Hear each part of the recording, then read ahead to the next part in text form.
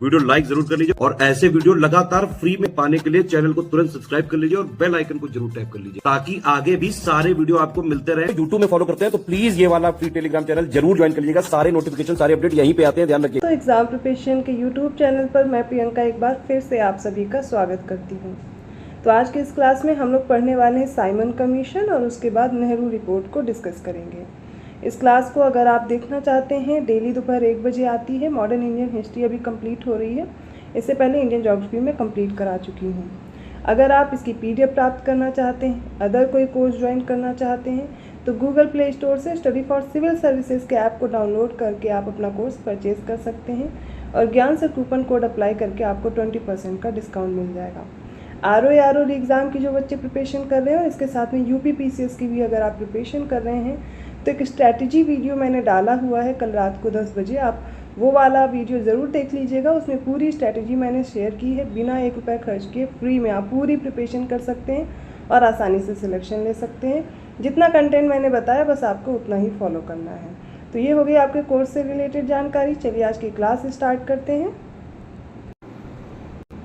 Simon commission की नियुक्ति British प्रधानमंत्री ने सर जॉन साइमन के नेतृत्व में की थी और इस कमीशन में 7 सदस्य थे और वे सभी के सभी ब्रिटेन की संसद के मनोनीत सदस्य थे और यही कारण था इसे व्हाइट कमीशन या फिर श्वेत कमीशन के नाम से कहा जाता था। साइमन कमीशन की जो घोषणा है वो 8 नवंबर 1927 ईस्वी को की गई। तो आपको याद रखना है एक एक डेट, कब इसकी घोषणा हुई, कब भारत पहुंचा, ठीक है। तो 8 नवंबर 1927 ईस्वी को इसकी घोषणा होती है। कमीशन को इस बात की जांच करनी थी कि क्या भारत इस लायक हो गया है कि यहाँ के लोगों को संवैधानिक अधिकार दे दिए जाएं। इस कमीशन में किसी भी भारतीय को शामिल नहीं किया गया और जिस कारण से इसका बहुत ही तीव्र विरोध किया गया था। साइमन कमीशन 3 फरवरी 1928 को बम्बई पहुंचा था, दोनों डेट याद रखिएगा। और ये देखिए अपनी दूसरी यात्रा 11 अक्टूबर 1928 से 13 अप्रैल 1929 के दौरान साइमन कमीशन ने देश के विभिन्न हिस्सों का दौरा किया और लाहौर, कराची, पेशावर, पूना, पटना, कलकत्ता, शिलांग, मद्रास, नागपुर और रंगून में अपने सत्र आयोजित किए। अंततः यह कमीशन दिल्ली आ गया।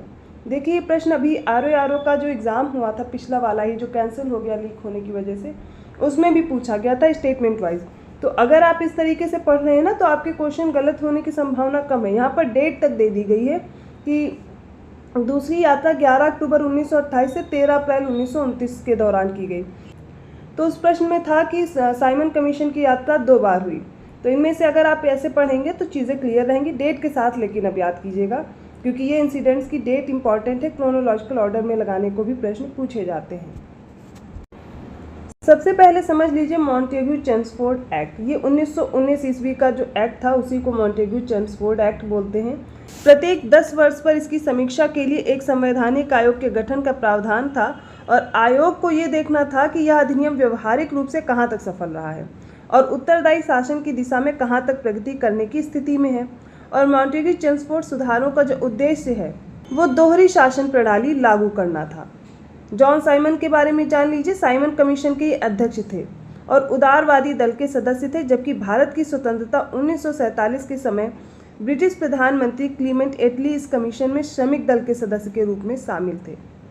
सर जॉन साइमन और अन्य सदस्यों ने फरवरी से 31 मार्च 1928 और 11 अक्टूबर 1928 से 13 अप्रैल 1929 तक 2 बार भारत का दौरा किया था और अपनी दूसरी यात्रा पर साइमन कमीशन ने देश के विभिन्न हिस्सों का दौरा किया और लाहौर, कराची, पेशावर, पूना, पटना, कलकत्ता, शिलांग, रंगून, नागपुर और मद्रास में अपने सत्र भी आयोजित किए थे और अंत में दिल्ली आया था ये कमीशन।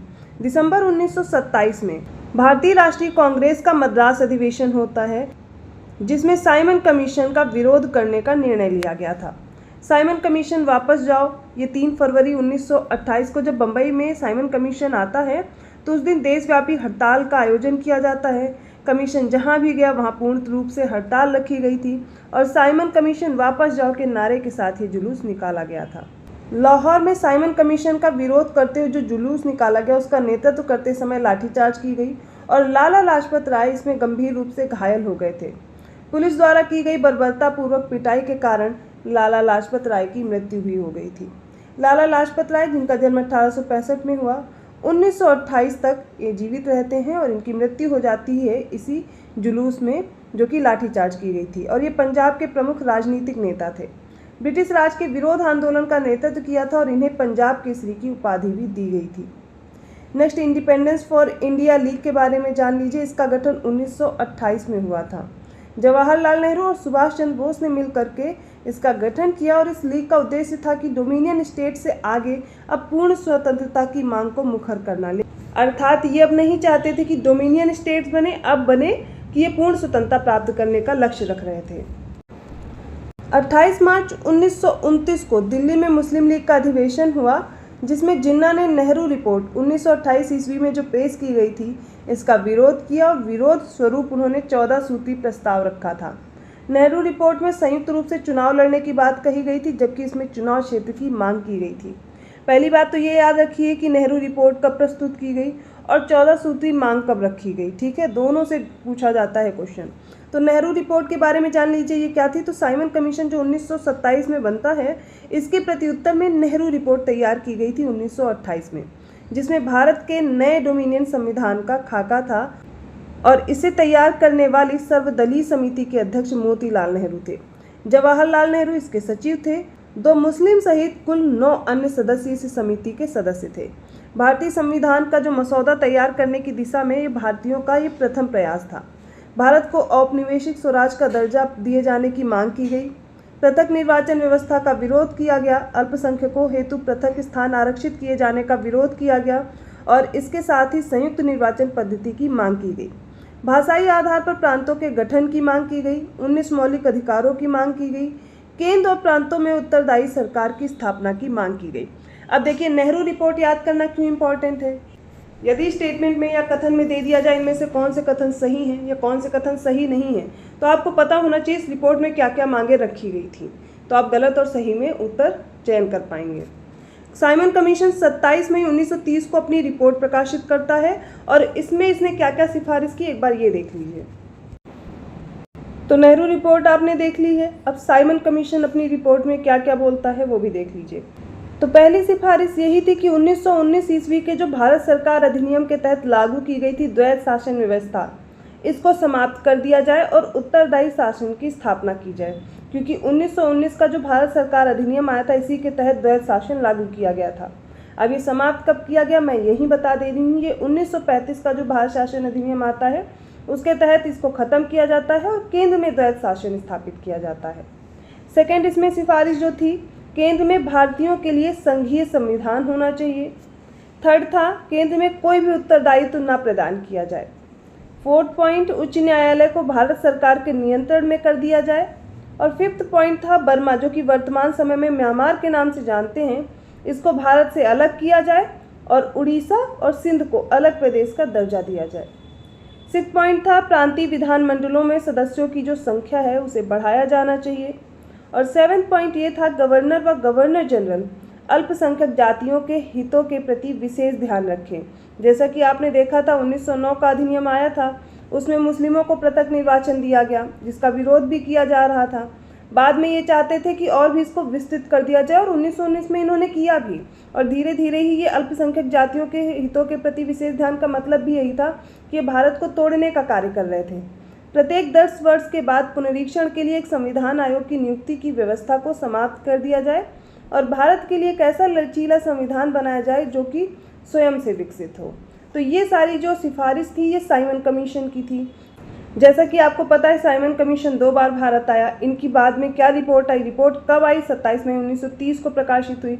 क्या सिफारिशें की गई वो भी आपने देखा। एक एक पॉइंट आपको प्रिपेयर करना है। इसके साथ में आपको 14 सूत्री मांग मोहम्मद अली जिन्ना के द्वारा किया गया 1928 में, जब नेहरू रिपोर्ट प्रस्तुत हुई, और नेहरू रिपोर्ट में क्या क्या सिफारिश की गई या क्या क्या रिपोर्ट में लिखा गया, वो सारी मांगे भी आपको देखनी है और याद करनी है। तो इसमें आज आपने जो पढ़ा है वो सबसे पहले साइमन कमीशन और दूसरा नेहरू रिपोर्ट जो इसके प्रत्युत्तर में लाया गया था। दोनों ही इंपॉर्टेंट है, प्रश्न अक्सर पूछे जाते हैं, अच्छे से प्रिपेयर कर लीजिए।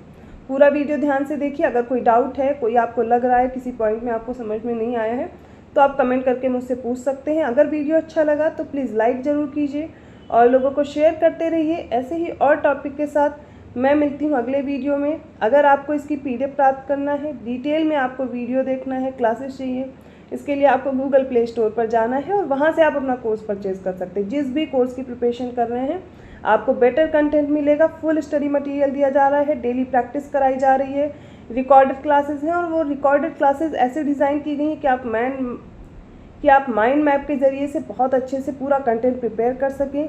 पेड क्विज दी जा रही है, उसके साथ में टेस्ट सीरीज़ है, मॉक टेस्ट आपको वैसे ही सॉल्व कराए जाएंगे जैसे आपके एग्ज़ाम में पूछे जाते हैं।